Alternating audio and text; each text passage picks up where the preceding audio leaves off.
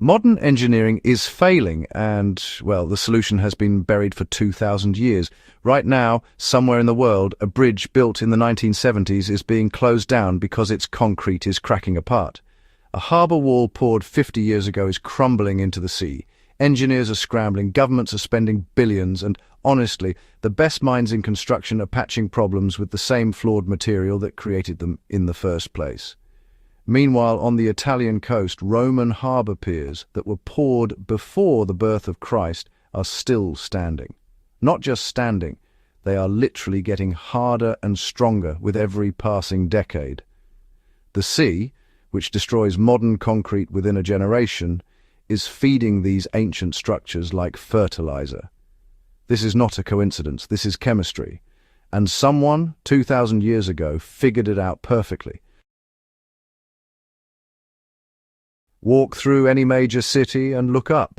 The bridges, tunnels, seawalls and foundations holding your world together are built from Portland cement, a material invented in the 1820s and essentially unchanged since.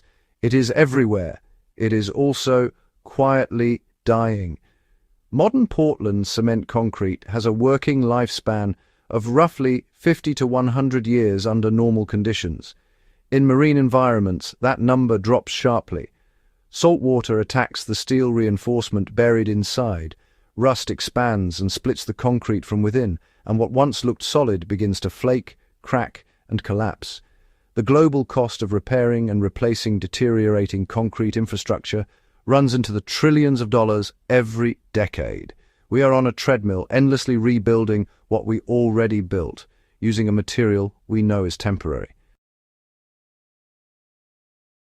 Now picture the ancient port of Caesarea Maritima or the ruins of Pozzuoli on the Bay of Naples. Roman engineers poured concrete into the sea 2,000 years ago. Divers who have visited these structures report finding them coated in living reef, intergrown with rock fused to the sea floor as if they had always been there.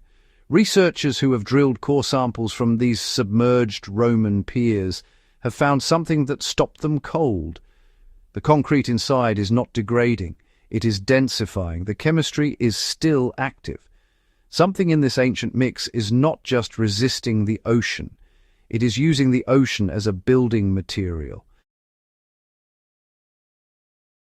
The answer lives in a grey, sandy material the Romans called pulvis putiolanus, the ash of Pozzuoli. This volcanic ash, dug from the slopes of the Campi Flegrei volcanic fields near Naples, is not ordinary sand. It is loaded with reactive aluminium and silica compounds that sit dormant until they meet lime and water. When the Romans mixed this ash with seawater and freshly burned quicklime, they were not simply making a paste, they were triggering a slow, deep molecular handshake between elements that would continue reacting for centuries. The key is the lime clasts, small white chunks of incompletely mixed quicklime scattered through the mortar. For a long time, archaeologists assumed these were just evidence of sloppy mixing. But researchers at MIT and Harvard working with synchrotron X-ray imaging in the early 2020s proved that assumption spectacularly wrong. Those lime clasts are not mistakes. In fact, they are the self-repair mechanism. So when a crack forms in Roman concrete and seawater seeps in, those lime clasts dissolve, migrate through the crack like a slow-moving mineral river, and recrystallize as calcium carbonate, sealing the fracture from the inside out. The structure literally heals its own wounds. But the marine strengthening goes even further. Seawater reacting with the volcanic ash inside the Roman mix produces rare interlocking minerals called aluminous tobermorite and philipsite. These crystals do not form quickly. They grow over decades and centuries, threading through the existing matrix like biological roots, knitting the structure into something denser and more interlocked than the day it was poured.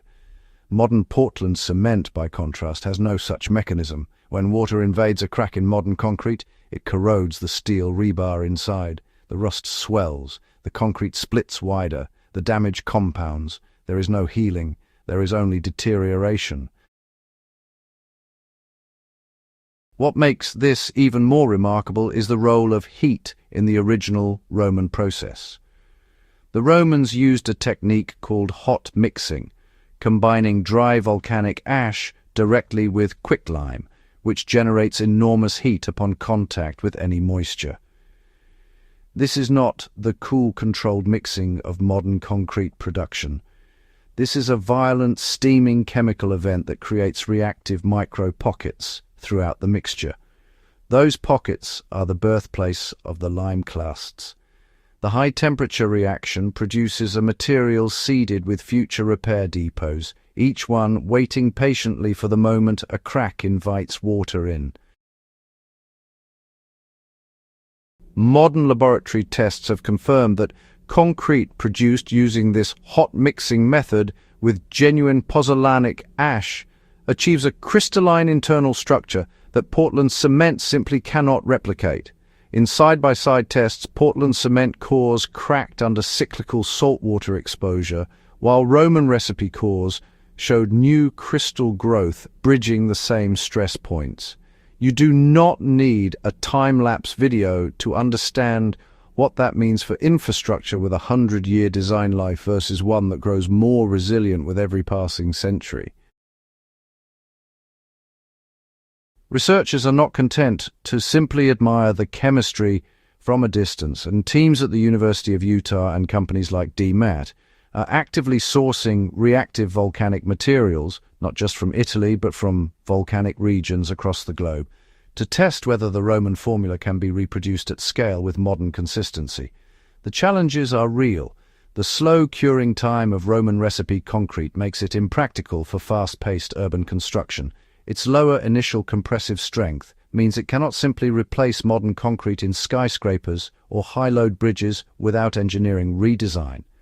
But for coastal defenses, harbor infrastructure, seawalls, and maritime foundations, exactly the environments where Portland cement fails fastest, Roman-inspired masonry is proving to be a near-perfect solution.